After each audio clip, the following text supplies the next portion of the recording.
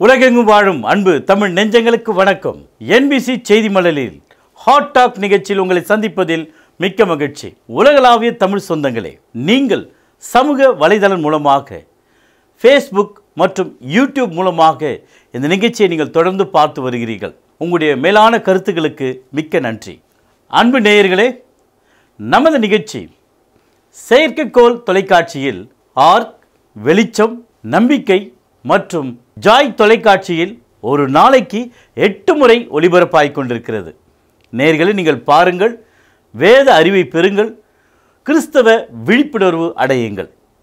வாருங்கள், இன்றைய நமது ஹாட் டாக் நிகழ்ச்சியில் டாக்டர் பீட்டர் சாலமன் ஐயா அவர்களை சந்திக்கலாம். ஐயா வணக்கம். ஐயா வணக்கம். சொல்லுங்க. நிறைவானது வரும்பொழுது குறைவானது ஒழிந்து போகும் அப்படின்ற வசனம் இருக்கு ஐயா. நிறைவானது எது, குறைவானது எது ஐயா? இது ஒரு மூல உபதேசம், இதாவது ஒரு சவுண்டு டாக்டர். இது கிறிஸ்தவ உலகத்துல கிறிஸ்தவத்தை ரெண்டா பிரிக்கலாம். ஒன்று மார்க்கம், இன்னொன்று மதம். மார்க்கம் 33வது வருஷம் 3000 அங்கத்தினர்களோடு அப்போஸ்தலர்கள் வாழ்நாள் காலத்துல எருசலேமிலே தொடங்கப்பட்டது. அது முதற்கொண்டு இந்நாள் வரைக்கும் புதிய ஏற்பாடு மட்டுமே நம்பிக்கையாகவும் உபதேசமாகவும் போதனையாகவும் கை கொண்டு நடக்கிறாங்க. இவர்களை நம்ம மார்க்கம்னு சொல்றோம். இந்த புதிய ஏற்பாட்டையும் கையில் வைத்துக்கொண்டு மனிதர்களுடைய போதனைகளையும் அபிப்பிராயங்களையும் பண்டிகைகளையும் விழாக்களையும் பலவிதமான உபதேசத்துக்கு அடுத்த எதிரடியான காரியங்களையும் செய்கிறவர்களை கிறிஸ்தவ மதம் என்று நாம் அழைக்கிறோம். அதனால் மார்க்கம் வேற, மதம் வேற.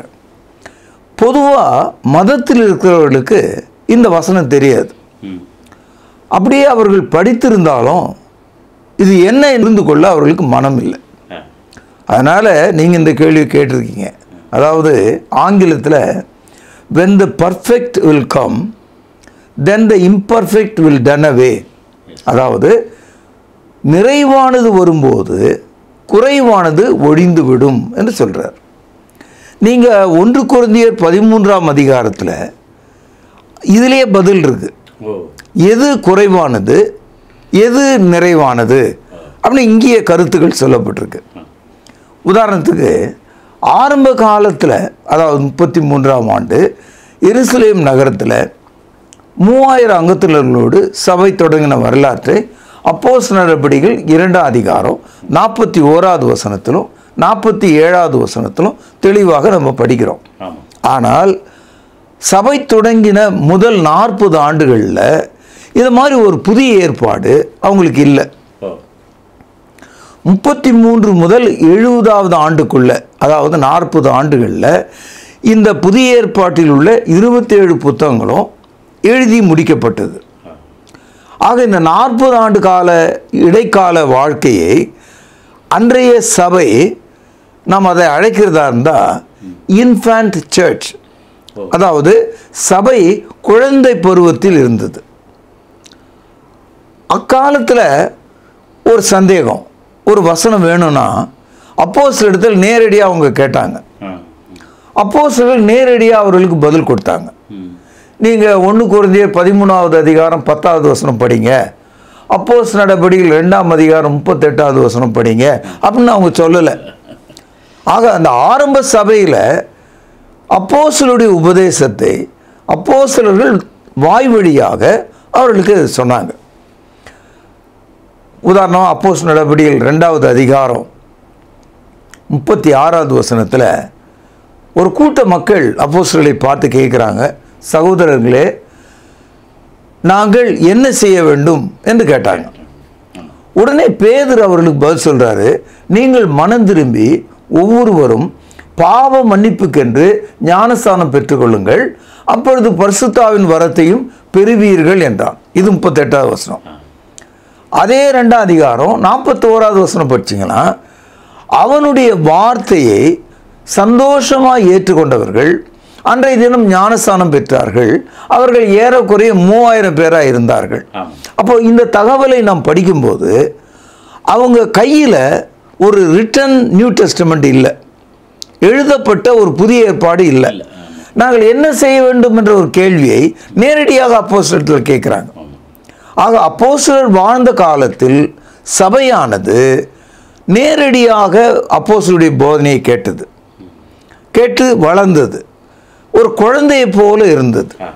இப்போ உதாரணமாக பாருங்க, 1 கொரிந்தியர் 13வது அதிகாரத்தில் இதெல்லாம் ஓய்ந்து விடும் அப்படின்னு சொல்றார். 8வது வசனம், தீர்க்க தரிசனங்களானாலும் ஒழிந்து போம், அந்நிய பாஷைகளானாலும் ஓய்ந்து போம், அறிவானாலும் ஒழிந்து போம், நம்முடைய அறிவு குறைவுள்ளது, நாம் தீர்க்க தரிசனம் சொல்லுதலும் குறைவுள்ளது. ஆக நிறைவானது வரும்போது குறைவானது ஒழிந்துவிடும் என்ற கேள்விக்கு நீங்கள் நேரடியாக பதில் தெரிஞ்சுக்கணும்னா இதே 13வது அதிகாரம் 8-9 வசனத்தில் எழுதியிருக்கிறத நீங்கள் பார்க்கலாம். மதத்தில் இருக்கிற சபையில் 3 பெரிய பிரிவுகள், கத்தோலிக்கம், புராட்டஸ்டன்ட், பெந்தேகோஸ்தேவியர்கள்.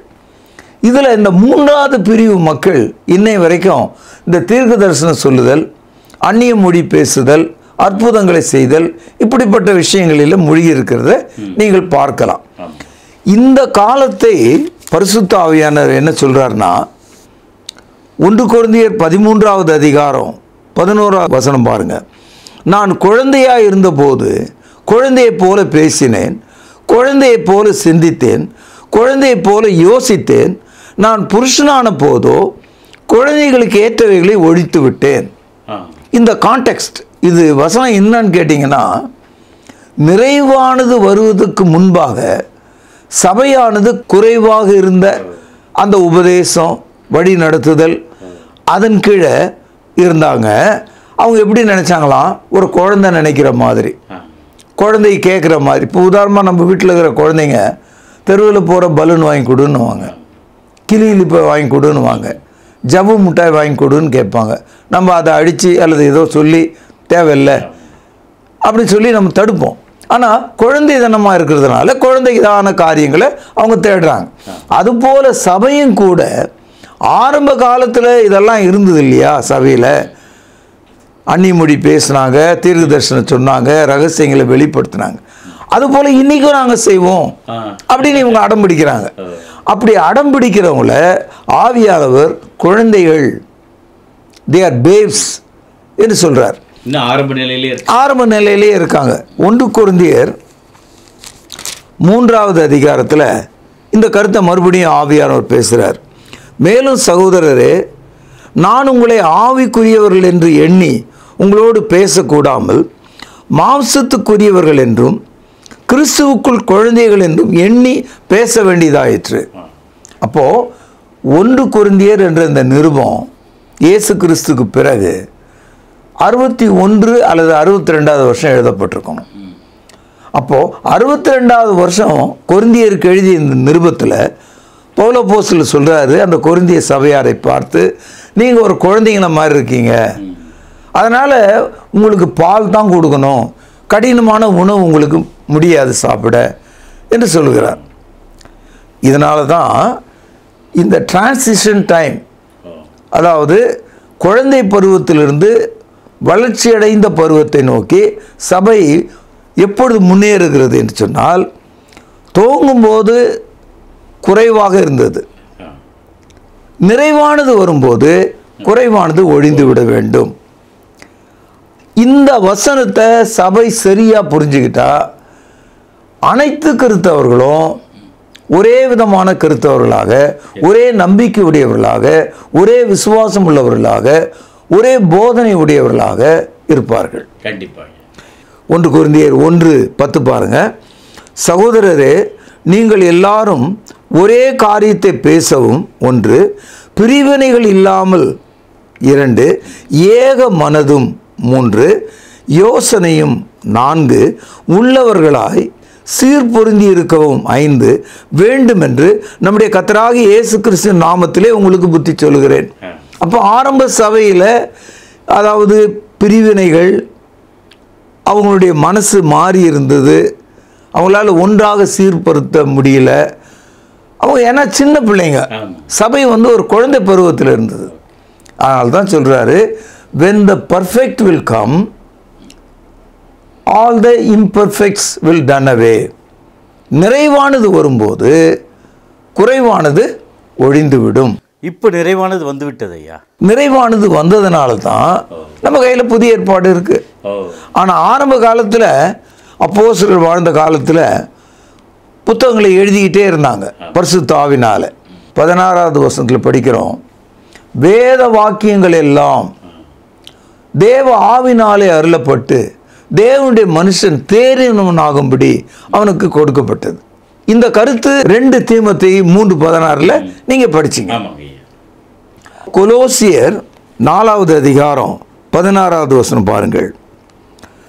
இந்த நிருபம் உங்களிடத்திலே வாசிக்கப்பட்ட பின்பு இது லவோதிக்கியா சபையிலும் வாசிக்கப்படும்படி செய்யுங்கள்.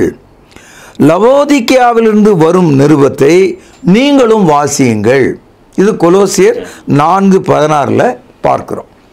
கொலோசியர் நிருபம் சற்றேறக்குறைய கிறிஸ்துக்கு பின் 60வது ஆண்டு எழுதப்பட்டதாக இருக்க வேண்டும். இதை சிறை நிருபங்கள் பவுலப்போஸ் சிறையில் இருந்தபோது எழுதப்பட்டது. இதில் ஒரு செய்தி நம்ம பார்க்கிறோம். கொலோசிய சபைக்கு சொல்கிறார், நான் உங்களுக்கு எழுதி அனுப்பிட்டேன் இந்த நிருபத்தை, நீங்கள் படிச்சிருங்க. நீங்கள் படித்த பிறகு லவோதிக்கா சபைக்கு அனுப்பிடுங்க. அவங்க கையில் நான் ஒன்று அனுப்பியிருக்கேன், அதை நீங்கள் வாங்கி படிங்க. அப்போது முதல் நூற்றாண்டு கால சபை குழந்தை பருவத்தில் இருந்தபோது அவங்க எக்ஸ்சேஞ்ச் பண்ணிட்டாங்க. அதை தான் எபிசில்ஸ், நிருபங்கள் என்று நாம் அழைக்கிறோம். ஏன்னா ஒரு துண்டு சீட்டில் இதை எழுதாமல் ஒரு தோல் சுருளில் இத்தனை விஷயத்தையும் எழுதுனதுனால நிருபங்கள் என்று இதை நம்ம அழைக்கிறோம். உதாரணமாக வெளிப்படுத்தல் 1வது அதிகாரம் 4வது வசனம் பாருங்கள்.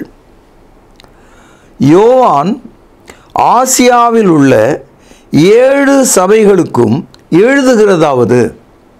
யோவான் அப்போஸ்தலர் என்ன சொல்றாரு, ஆசியா நாட்டில் உள்ள எத்தனையோ சபைகள் இருந்தது, அதில் ஒரு 7 சபைகளை தேர்ந்தெடுத்து நான் எழுதுகிறேன் என்று சொல்றார். அதனால தான் நமக்கு வெளிப்படுத்தல் என்ற புத்தகமே கிடைச்சது. ஆகவே முதல் நூற்றாண்டு காலத்தில் 33ஆம் ஆண்டு எருசலேமில் சபை துவங்கப்பட்ட போது தேவனுடைய வசனத்தை அப்போஸ்தலர்கள் தேவ ஆவியினால் ஏவி நேரடியாக போதித்தார்கள். அந்த போதனை கேட்ட மக்கள் அதற்குள்ளவே வளர்ந்தாங்க.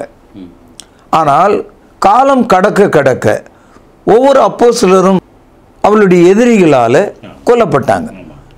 No apostle died naturally, every one being killed. ஆனால் அவங்களுடைய மரணத்துக்கு முன்னால் தேவ ஆவினால் ஏவப்பட்ட இந்த புதிய ஏற்பாட்டை நமக்கு தந்துட்டாங்க. இந்த 27 புத்தகமும் மொத்தமாக கிடைச்சிடுச்சு. அதாவது எருசலேமினுடைய பேரழிவு அப்படின்னு ஒரு வார்த்தை இருக்கு, சரித்திரத்தில் இருக்கு, புதிய ஏற்பாட்டில் இல்லை. அதாவது இயேசு கிறிஸ்துவனுடைய உயிர்த்தெழுதலுக்கு பிறகு வந்த 70வது ஆண்டு ரோமாபுரியில் உள்ள தீத்து ராஜா எருசலேமுக்கு வந்து எருசலேம் தேவாலயத்தை தரைமட்டமாக தகர்த்து அதை எரித்து எல்லா யூதர்களையும் விரட்டிட்டான். அன்னைக்கு ஓடிப்போன யூதர்கள் 2000 ஆண்டுகள் பொறுத்து 1948வது வருஷம் மே மாதம் 14ஆம் தேதி இரவு இப்போ இருக்கிற இஸ்ரேல்னு சொல்கிற அந்த சின்ன பகுதிக்குள்ளே வந்து சேர்றாங்க. 2000 வருஷம் அங்கே இல்லை. அவங்க தேவ கோபம் அவர்கள் மீது இருந்தது. ஆகவே சபையானது எருசலேமில் தொடங்கப்பட்டாலும் அங்கிருந்த கிறிஸ்தவர்கள் அவர்களும் இந்த உபத்திரவத்தில் சிக்கிக்கிட்டாங்க, இந்த பேரழிவில். ஆனால் கிறிஸ்தவர்கள் தப்பி போயிட்டாங்க. அதற்கு என்ன காரணம்னா கர்த்தருடைய வசனம் அவங்களுக்கு உதவி செய்தது. All the first century Christians were escaped to the 70 years destruction of Jerusalem. அவங்க ஓடியே போயிட்டாங்க அங்கேருந்து. அப்படி ஓடி போனவங்க எல்லார் கையிலையும் புதிய ஏற்பாடு ஒரு பார்ட்டாவது அவங்க கையில் இருந்தது. அவங்க ஒன்றா சேர்த்து அதை வச்சு படித்து விசுவாசிகளாக தொடர்ந்து இருந்தாங்க. இப்போ நீங்கள் சொல்லுங்கள், நிறைவானது வரும்போது குறைவானது ஒழிந்து விடும்ன்ற இந்த ஒரு கருத்துக்குள்ள எவ்வளோ பெரிய வரலாறு இருக்குது. ஆனால் இன்றைக்கும் நீங்கள் நானும் என்ன பண்ணுறோம், குழந்தைகளை போல அந்த முதல் நூற்றாண்டு கால கிறிஸ்தவர்கள் புதிய ஏற்பாடு எழுதப்படாத காலத்தில் வாழ்ந்த மக்கள் எங்களுக்கு அந்த வரம் வேணும், நானும் அப்போஸ்தலன், நானும் ஒரு தீர்க்கதரிசி, நானும் அந்நிய மொழி பேசுவேன் அப்படின்லாம் சொல்கிறாங்க. பேசுங்க, அதை பற்றி எனக்கு பிரச்சனை இல்லை. ஆனால் இந்த வசனத்துக்கு முந்தைய வசனம் 9ஆம் வசனத்தில் பாருங்கள், இவைகள் எல்லாம் ஒழிந்து விடும். இதை படிக்கிற எந்த ஒரு போதகரும் ஒரு விசுவாசியும் தன் இருதயத்தை வெட்டி கொண்டது போல உணர்வதில்லை. கண்டிப்பாக இன்னும் மயக்கத்தில் இருக்கிறவர்கள் பேசுவது போல அவர்கள் பேசி கொண்டிருக்கிறதை நீங்கள் பார்க்கலாம். அப்படியானால் ஐயா, இன்றைக்கும் தீர்க்க தரிசனத்தையும் அந்நிய பாஷையும் நாங்கள் சபையில் பேசுகிறோன்னு பேசிட்டு இருக்காங்களே, அவங்களுக்கு நீங்கள் என்ன சொல்ல வரீங்க? நான் என்ன சொல்ல முடியும்? அவர்களை பார்க்கும்போது அவர்கள் குழந்தைகளைப் போல இருக்கிறார்கள். பைபிள் என்ன சொல்லுது?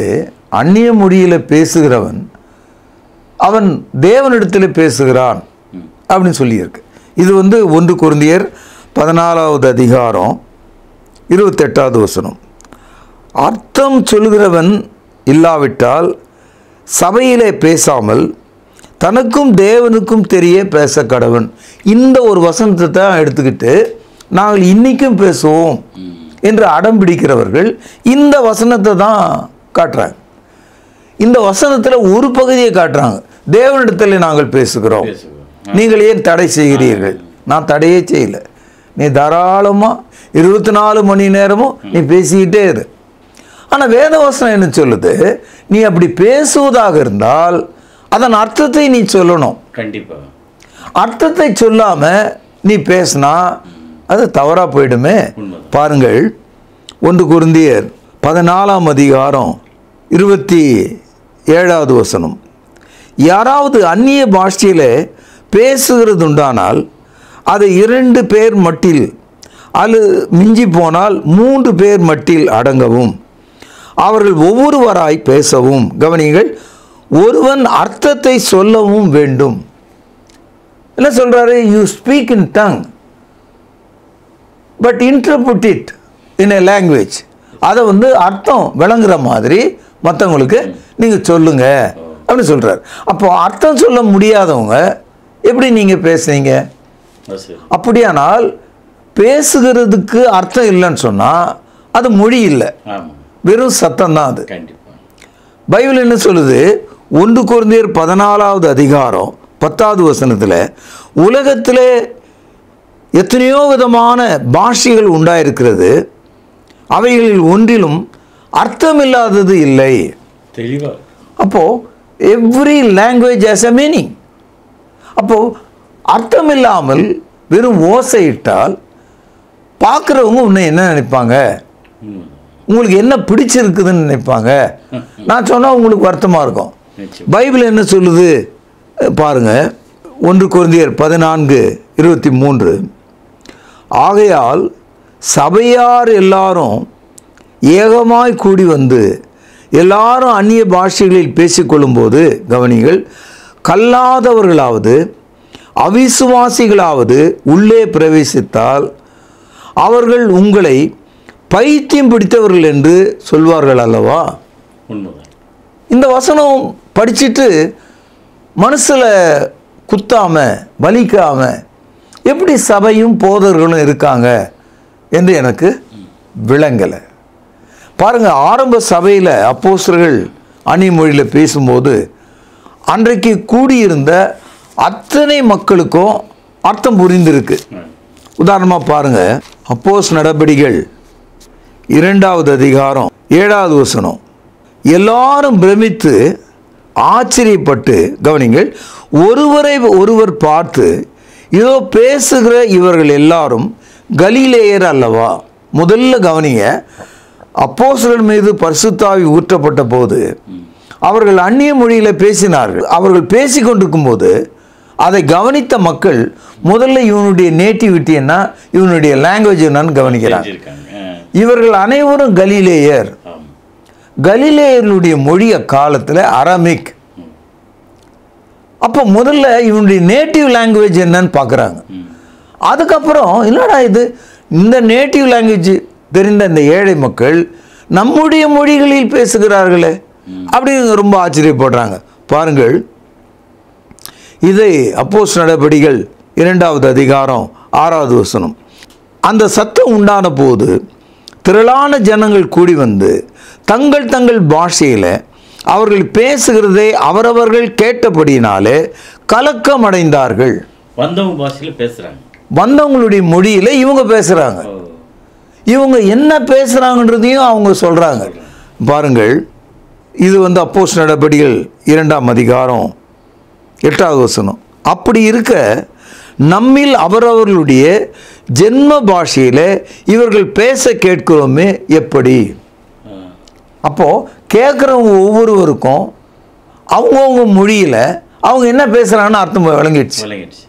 அவங்க என்ன பேசுகிறாங்க அப்படின்றது விளங்குனதுனால அவங்க அதை புரிஞ்சுக்கிட்டு, பாருங்கள், அப்போஸ்தலர் நடபடிகள் 2வது அதிகாரம் 9லிருந்து 11 வசனங்களை நீங்கள் பார்த்தீங்கன்னா ஏறக்குறைய 16 மொழிகளை பேசக்கூடியங்க. அந்த முதல் பெந்தெகோஸ்தே பண்டிகை அன்று பரிசுத்த ஆவி ஊற்றப்பட்ட போது அப்போஸ்தலர்கள் பேசிய போது 16 மொழிகளை பேசுகிறவர்கள் அன்றைக்கு எருசலேமில் இருந்திருக்காங்க. நாம் நம்முடைய பாஷைகளிலே இவர்கள் தேவனுடைய மகத்துவங்களை பேச கேட்கிறோமே என்றார்கள். இந்த 16 மொழிகளை பேசுகிறவர்களை ஆச்சரியத்தோடு நம்முடைய மொழியிலே அவர்கள் பேசுகிறார்களே எப்படி? அதுவும் தேவ மகத்துவத்தை பேசுறாங்க. ஆமாம், வேற ஏதோ உளர்னான்னு சொல்ல, தேவர் பிரைசிங் காட், தேவனுடைய மகத்துவத்தை பேசுகிறார்கள் சொன்னாங்க. உதாரணமாக பரிசுத்த ஆவியானவர் நமக்கு இந்த வேதத்தை கொடுக்கும்போது இயேசு கிறிஸ்து நேரடியாக பேசின சில வார்த்தைகளை நீங்கள் புரிஞ்சுக்காமல் போயிடுங்கன்னு சொல்லி அதற்கு நமக்கு உதவி செய்திருக்கார். உதாரணமாக மத்தேயு 27ஆம் அதிகாரத்தில் வேறு மொழியில் இருக்கிற ஒரு பொருளை நம்ம மொழியில் நமக்கு என்னென்ன அர்த்தம் சொல்கிறார். இதையும் புதிய ஏற்பாடு நமக்கு உதவுது. உதாரணமாக கொல்கதா என்ற ஒரு வார்த்தை இருக்குது. கொல்கதா என்ற வார்த்தையை கிரேக்க மொழியில் என்ன சொல்கிறாங்க? கபாலஸ்தலம்னு சொல்கிறாங்க. அதாவது கொல்கதா கால்ட் கால்வரி. அப்போது அர்த்தம் நமக்கு நம்ம மொழியில் மட்டும் இல்லை, இன்னொரு மொழியில் கூட அது என்னன்னு நம்ம தெரிஞ்சுக்கிறோம். இதை மத்தேயு 27வது அதிகாரம் 33வது வசனத்தில் பார்க்கிறோம். கபாலஸ்தலம் என்று அர்த்தம் கொள்ளும் கொல்கதா என்னும் இடத்துக்கு அவர்கள் வந்தபோது. அப்போ ஒரு லாங்குவேஜ்லேருந்து இன்னொரு லாங்குவேஜுக்கு ஒரு சின்ன டிரான்ஸ்லேஷனை பரிசுத்த ஆவியானவர் நமக்கு கொடுக்குறார். உதாரணமாக இயேசு சிலுவையில் அறையப்பட்ட போது ஒரு சொல்ல அவர் பயன்படுத்துகிறார், ஏலி ஏலி லாமா சபத்கானி. எல்லாருக்கும் தெரிந்த வார்த்தை, எல்லா கருத்துக்களும் தெரியும். ஆனால் அதுக்கு என்ன அர்த்தம் அப்படின்னு அங்கேயே வசனம் சொல்லப்பட்டிருக்கு. இதை நீங்கள் பார்க்கலாம். இது மத்தேயு 27வது அதிகாரம் 46வது வசனத்தில் நீங்கள் பார்க்கலாம். 9ஆம் மணி நேரத்தில் இயேசு ஏலி ஏலி லாமா சபத்கானி என்று மிகுந்த சத்தமிட்டு கூப்பிட்டார். அதற்கு என் தேவனே ஏன் என்னை கைவிட்டீர் என்று கவனிங்கள் அர்த்தமாம். அப்போது தேவன் நமக்கு ஒரு வேற்று மொழியில் சொல்கிற ஒரு வார்த்தையை புரிந்து கொள்வதற்கு மொழிபெயர்ப்பு அவரே நமக்கு வச்சிருக்கார்.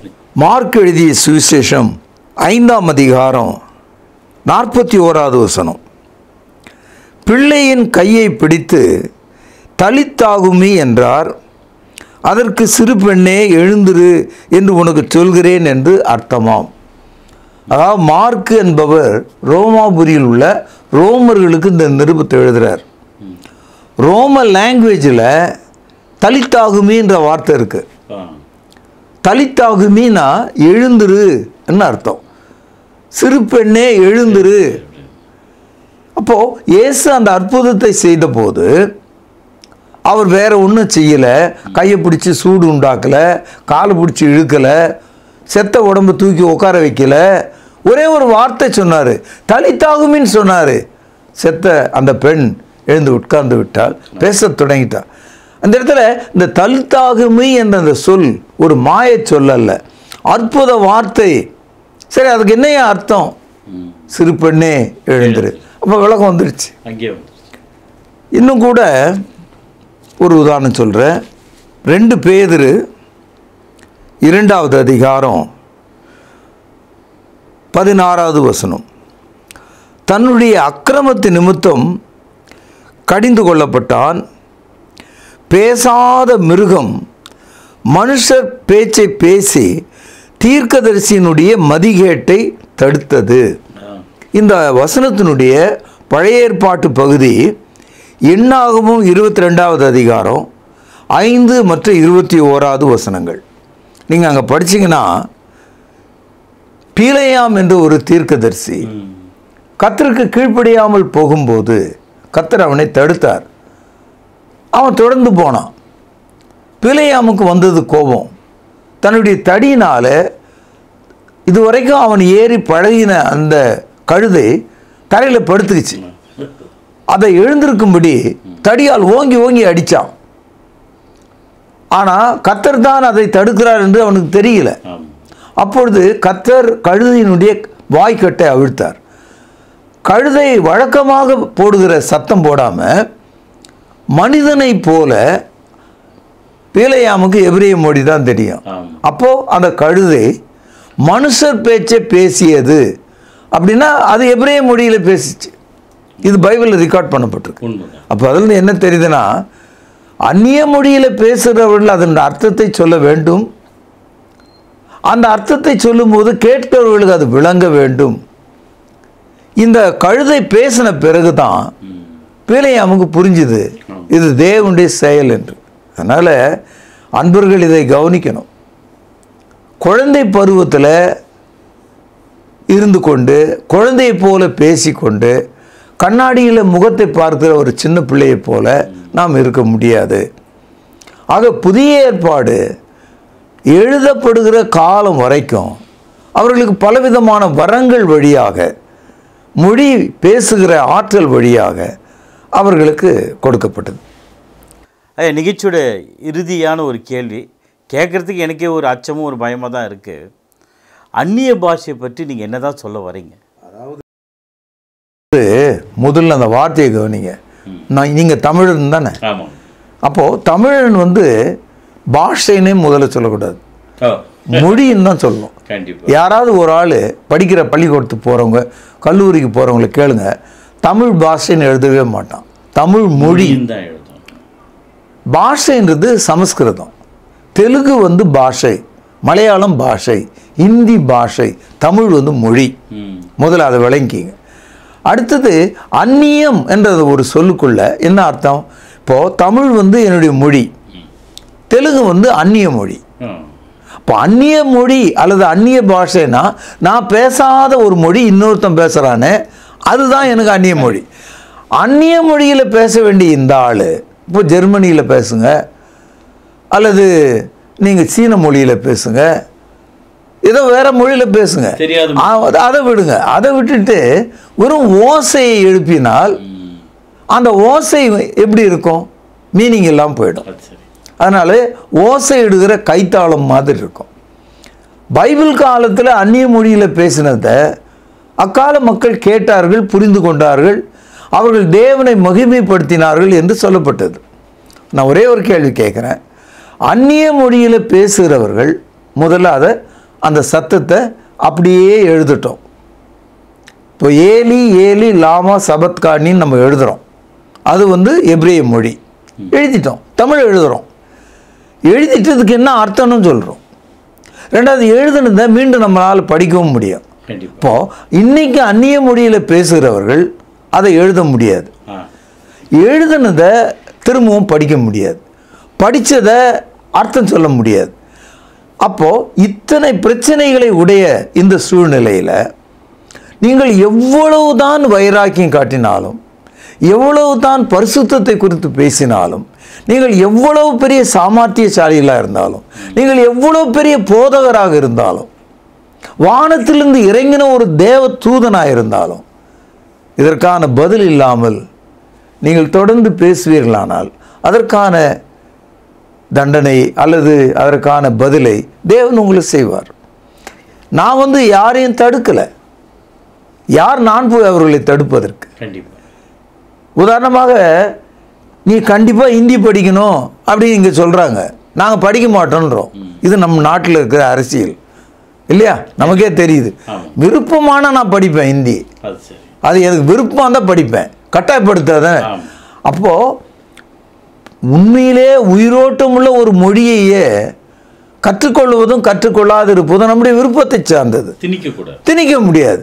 அப்படி இருக்கும்போது மொழியே இல்லாத ஒரு சத்தத்தை மனுஷருக்கு மேலே நீ திணிச்சு, நீங்கள் பெரும்பாலும் இந்த மாதிரி பேசுகிற ஆட்கள்லாம் பார்த்தீங்கன்னா தங்களுடைய சொந்த அறிவை கழற்றி வைத்து விடுகிறார்கள். நான் இதற்காக வருந்துகிற இந்த கருத்தை சொல்லுவதற்கு இதை நீங்கள் சிந்திக்கணும். ஆனால் பைபிள் சொல்லுது, கண்டிப்பாக ஒரு வசனம் எடுத்து காட்டுறாங்க. எப்பவுமே அவங்க அந்நிய மொழியில் பேசுகிறவன் தேவனிடத்தில் பேசுகிறான், பேசு, கர்த்தர் கொடுத்திருந்தால் பேசு, நான் ஒன்றும் தடை சொல்லல. தேவனுக்கு தமிழ் கூட தெரியுமே, ஏன் தமிழ் மொழியில் பேசுறது இல்லை? தெலுங்குக்காரங்க இல்லை வேற மொழிக்காரங்களாம் ஏன் தமிழில் பேசுறது இல்லை? தமிழ் மொழியில் நம்ம ஆளுங்க பேசுகிறதே இல்லையே, அந்நிய மொழியில். பார்த்துருக்கீங்களா நீங்கள்? நான் ஒரு போதகர்கிட்ட பேசிகிட்டு இருக்கும்போது சொன்னேன், எங்கள் சபையில் பரிசுத்த ஆவியானவர் தமிழ் மொழியில் பேசுகிறாருன்னா. அது எப்படி? அது முடியவே முடியாது, தேவன் பேசவே மாட்டார். நான் சொன்னேன், அப்போ தேவன் தமிழ் மொழி பேசக்கூடிய 8 கோடி மக்களை கைவிட்டு விட்டாரா? தேவனுடைய மகத்துவங்களை அவர்கள் தெரிந்து கொள்ளக்கூடாதா? தமிழ் மொழியில் பேசுகிறான்னு சொன்ன உடனே குதிக்கிறாருங்க. என்ன சொல்கிறது? இன்னும் குழந்தையாக தான் இருக்காங்க. அதான் அதனுடைய சூழ்நிலை.